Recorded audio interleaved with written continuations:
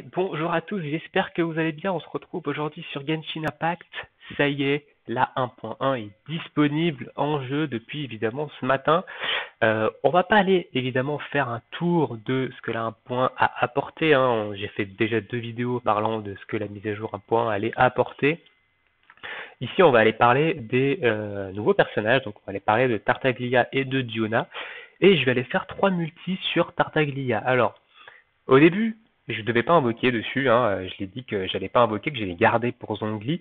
Mais en fait, le truc, c'est qu'il y a Diona sur Tartaglia, et Diona est un personnage cryo plutôt intéressant, qui serait peut-être mieux que Micaiah ici, en tant que cryo dans mon équipe. Donc du coup, je vais essayer d'aller chercher Diona, donc je vais faire que 3 multis, évidemment, ça va m'avancer dans ma pity pour Zhongli, hein. Mais j'irai clairement pas chercher la pity sur Tartaglia, j'irai clairement pas chercher Tartaglia, et j'irai pas forcer pour Diona non plus. Voilà, c'est juste un essai, histoire de dire que j'ai essayé. Au niveau des primogèmes, je suis quand même relativement correct, hein. Je suis à 23 600, j'ai aussi 10 vœux ici, donc je peux largement faire 3 multis, il me restera plus de 20 000 primos. Donc, j'ai aucun problème avec ça. J'aurai la pity sur Zhongli, donc on aura une chance d'avoir Zhongli. On aura 50% de chance d'avoir Zhongli sur sa bannière. Sauf si je chope un 5 étoiles qui n'est pas Tartaglia dans mes 3 multis, ce qui m'étonnerait, hein, évidemment, vu comment le jeu me pisse dessus. Donc, voilà. D'abord, on va aller parler des personnages. Alors du coup, nouvelle option ici, ce sont la liste des persos. Donc vous voyez ici tous les persos qui sont en jeu et que vous n'avez pas. Donc moi évidemment j'ai beaucoup de persos que je n'ai pas. Et vous pouvez cliquer sur détail et vous avez évidemment le détail du perso, hein, constellation, aptitude, etc., etc. Comme si vous aviez le perso. Donc ça c'est très bien, honnêtement. Ça permet de voir un peu ce que font les persos que vous n'avez pas. Alors on va commencer par Diona du coup qui est la nouvelle 4 étoiles. Donc qui va sûrement plaire à pas mal de monde parce que c'est ce qu'on appelle une Neko, hein, une cat girl, qui est du coup un support arc, donc de type cryo. On va aller voir ses aptitudes. Du coup, au niveau de ses attaques, donc ça c'est une attaque classique d'archer, hein, son tir chargé fait des dégâts cryo. Elle a une attaque normale qui fait 5 tirs consécutifs. Au niveau des détails des dégâts, bon, on va pas trop s'attarder au niveau des dégâts. La griffe, du coup, cryo qui libère des griffes de chat gelées, qui inflige des dégâts cryo et génère un bouclier. Du coup, le bouclier peut absorber une quantité de dégâts proportionnelle au PV max de Diona, et sa durée dépend du nombre d'ennemis touchés par l'effet. Donc appui simple, exécute rapidement 2 attaques consécutives de griffe cryo, appui long, bat rapidement en retraite et libère 5 griffes cryo. Le bouclier généré lors d'un appui long obtient un bonus de 75% d'absorption des dégâts. Les effets d'absorption du bouclier, l'effet d'absorption du bouclier est 250% plus efficace sur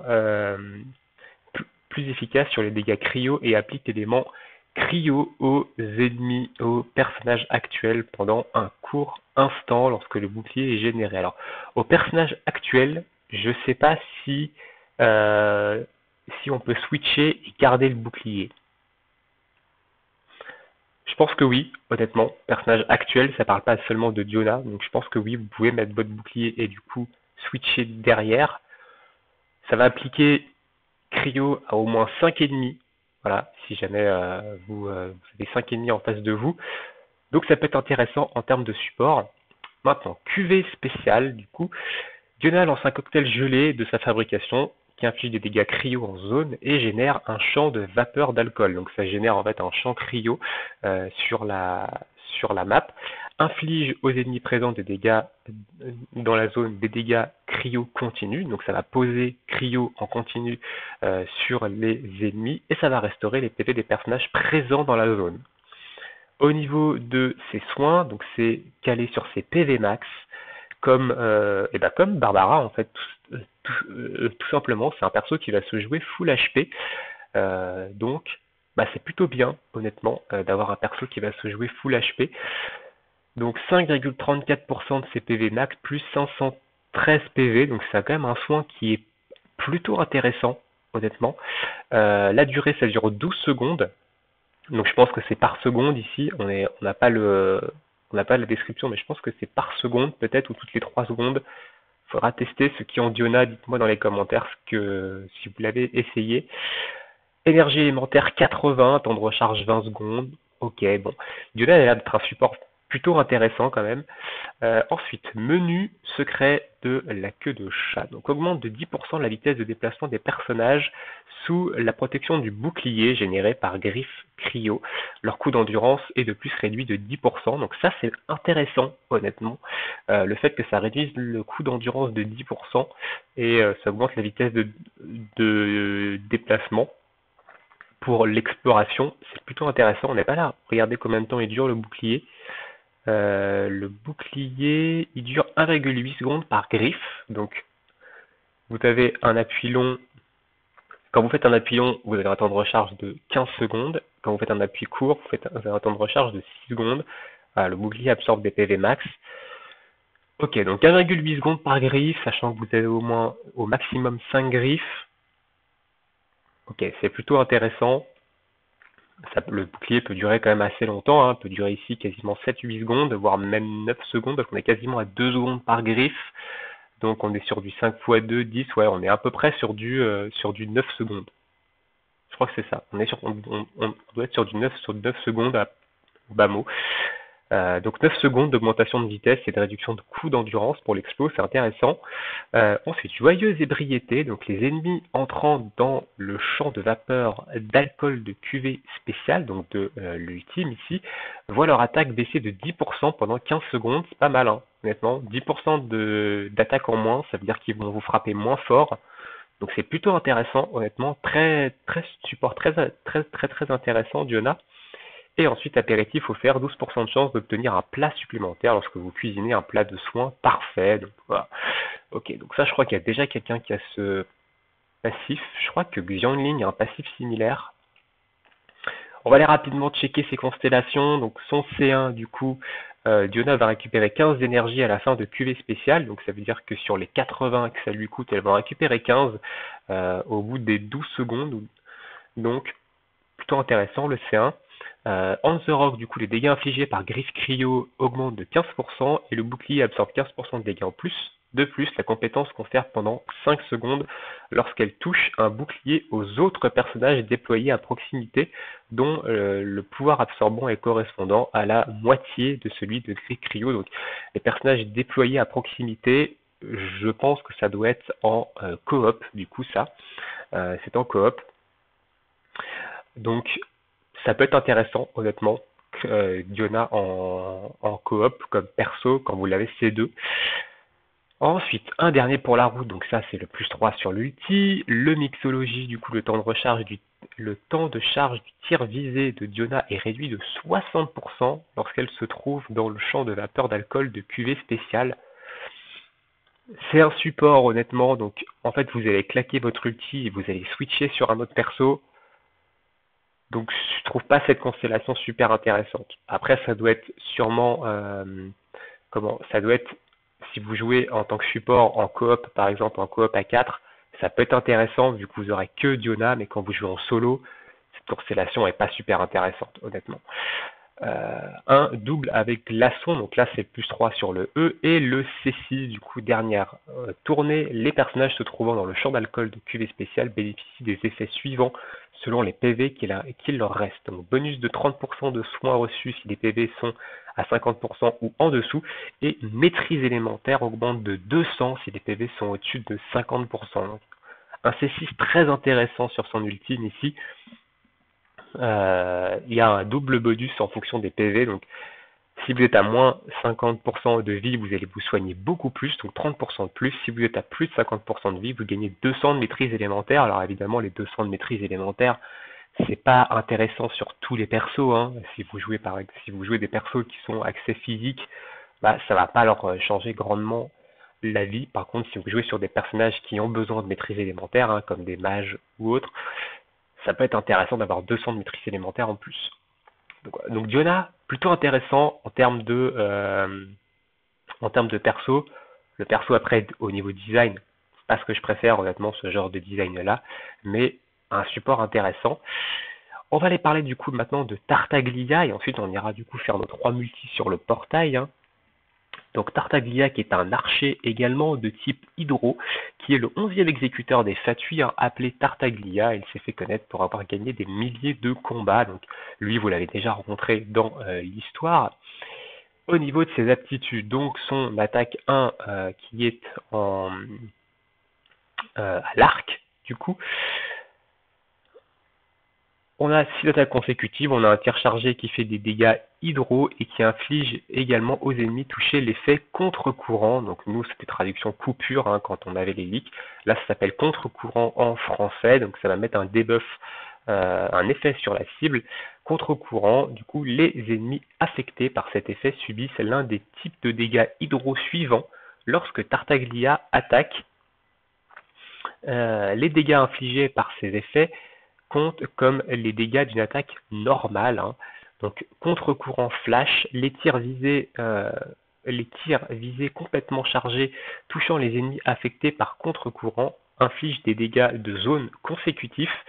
Contre-courant flash peut être déclenché une fois toutes les 0,5 secondes. Contre-courant éclat, vaincre un ennemi affecté par contre-courant provoque une onde qui inflige l'effet contre-courant aux ennemis proches. Ça c'est intéressant, honnêtement. Ça c'est plutôt intéressant. Attaque descendante, donc on s'en fout ici. Au niveau des détails, du coup on a le détail ici, on a la durée de contre-courant qui dure 10 secondes. Hein. Et ensuite, on va passer du coup au E, hein, je crois qu'on a fait le tour ici.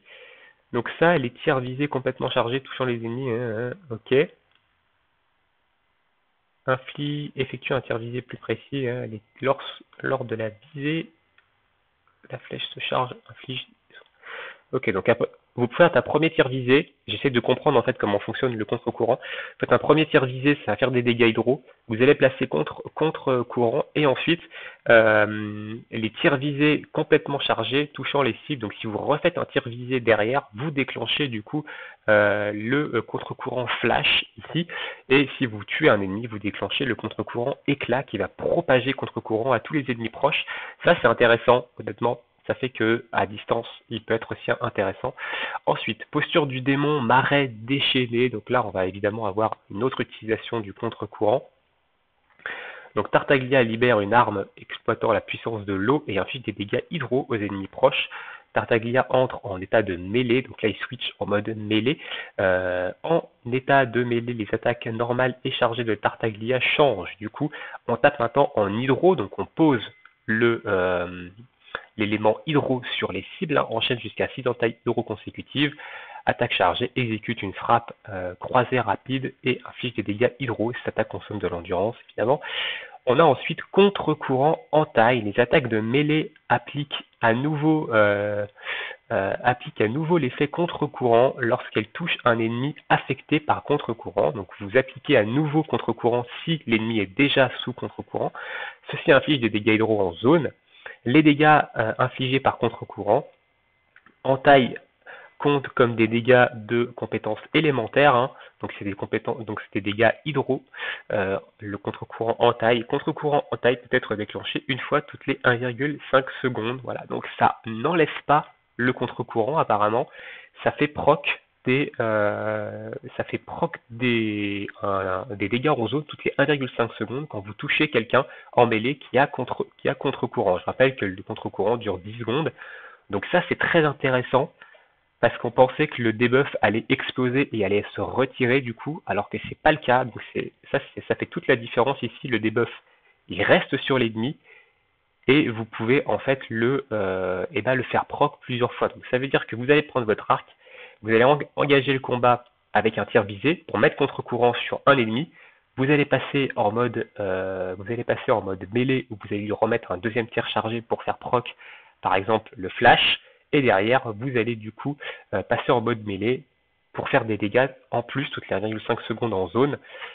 Ça peut être un très bon DPS. Honnêtement, Tartaglia avec un bon stuff, ça peut faire pas mal de dégâts.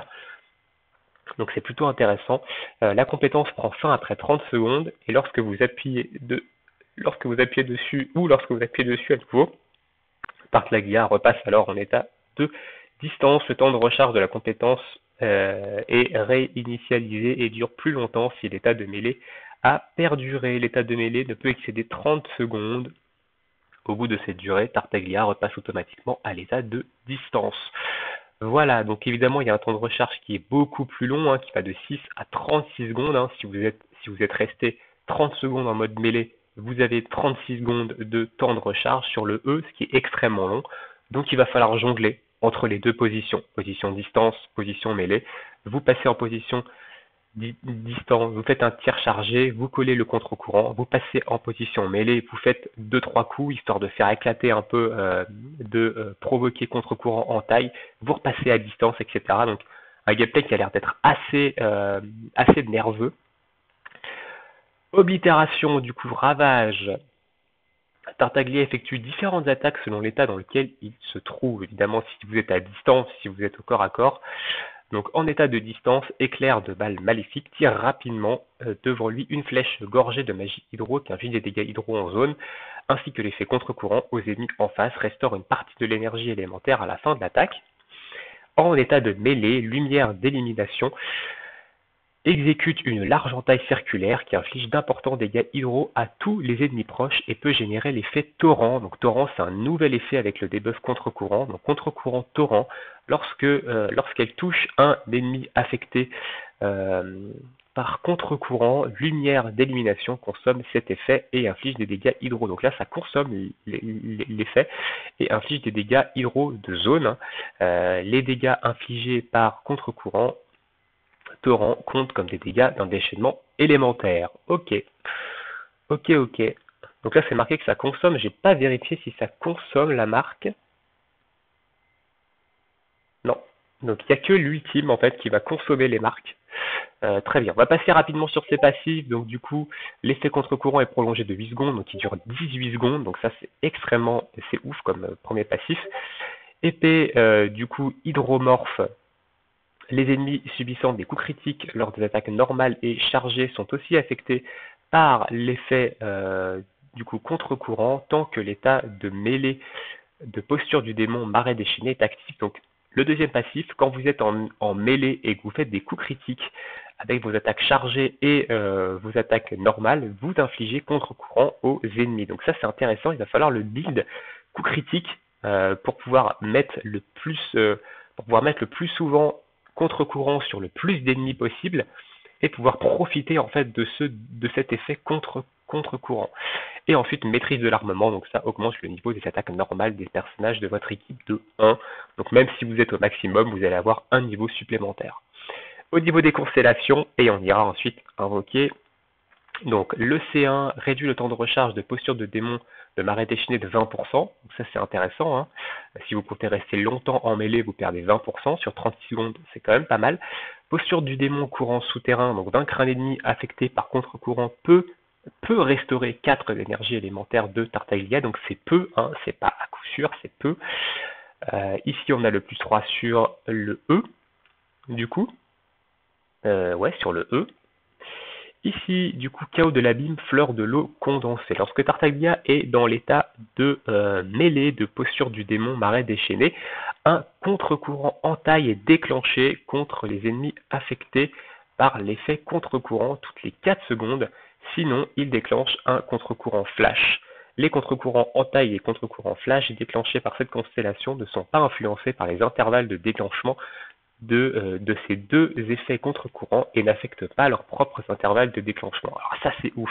Le C4 il est vraiment ouf parce que toutes les secondes vous allez avoir un proc en fonction de si vous êtes à distance ou en mêlée de contre-courant en plus des procs que vous allez générer de vous-même. Ça va faire énormément de DPS, hein, un Tartaglia C4, ça va faire très très mal. Ici on a le plus 3 sur l'ultime et ici le C6 ravage annihilateur en état de mêlée. L'activation de ravage oblitération supprime le temps de recharge de posture du démon Marais déchaîné. Cet effet se produit après le retour à l'état de distance. Alors ravage oblitération évidemment c'est son ultime. Donc ça va reset en fait complètement le E. Donc ça c'est insane en fait. Ça veut dire que vous n'avez quasiment plus de temps de recharge sur le E. Vous pouvez switcher quand vous voulez. Donc ça c'est très fort. Honnêtement Tartaglia, ça va être un gros DPS hydro, avec un main DPS hydro même, dans une bonne team avec les bons persos. Ça peut être vraiment intéressant. Le perso peut être vraiment intéressant en termes de DPS. Sur ce 13 de blabla, ça fait déjà 20 minutes qu'on parle, hein, donc évidemment si vous voulez avoir les invocations directes, je vous laisserai avancer dans la vidéo. Nous on va faire 3 multis sur le portail de Tartaglia en espérant choper au moins Diona. Si on n'a pas Diona, tant pis, c'est pas grave. On gardera évidemment pour Zhongli. Sur ce, eh ben on est parti. Ok, donc là on a du violet évidemment, on est assuré d'avoir du violet. Est-ce qu'on va avoir des multis intéressantes? Alors, faut savoir que depuis le début, j'ai quand même pas des multis super intéressantes. Ok, ici on a que du 3 étoiles. Et bah c'est fait, Diona. Diona first multi, impeccable, ça, honnêtement impeccable. J'en attendais pas moins, un peu de chance, ça fait toujours plaisir. Est-ce qu'on va avoir un deuxième 4 étoiles ou pas? Ou est-ce que c'est le seul 4 étoiles de la multi? Et bah ça sera, je pense, le seul 4 étoiles de la multi. Ouais, mais Diona, très bien. On va quand même faire les deux autres multis, on sait jamais si on peut récupérer de la constellation dessus, ça peut être intéressant, de la constellation sur un autre perso. Du coup, ok, très intéressant ici, Diona first multi, donc c'est cool. Ok.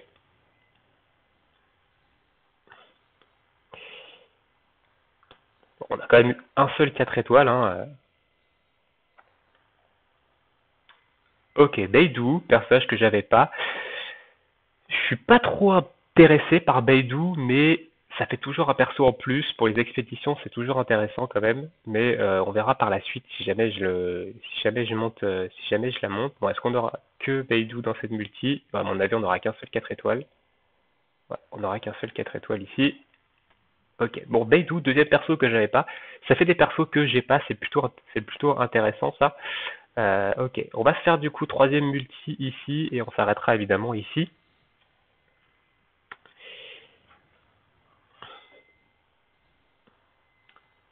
Alors, qu'est-ce qu'on va avoir ici?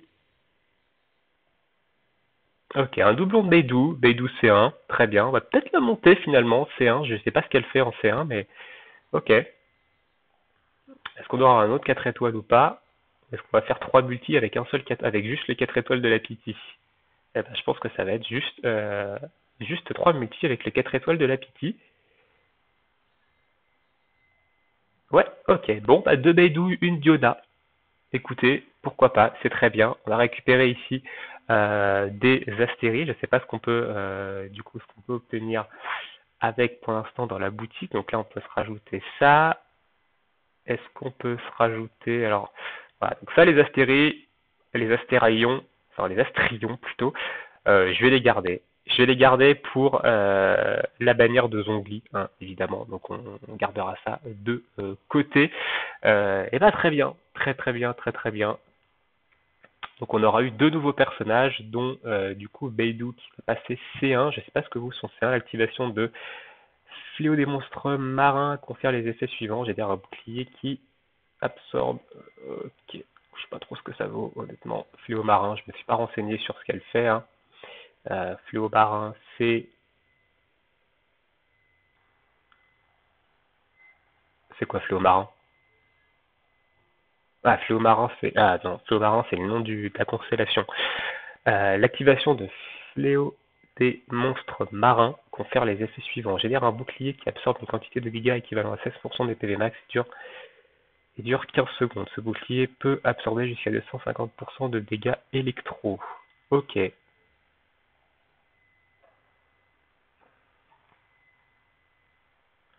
Ok, très bien. Bon. Eh ben cool. Moi, je me focus surtout sur Diona, Beidou. On verra évidemment, on verra peut-être une autre fois monter deux persos en même temps. Ça fait quand même beaucoup.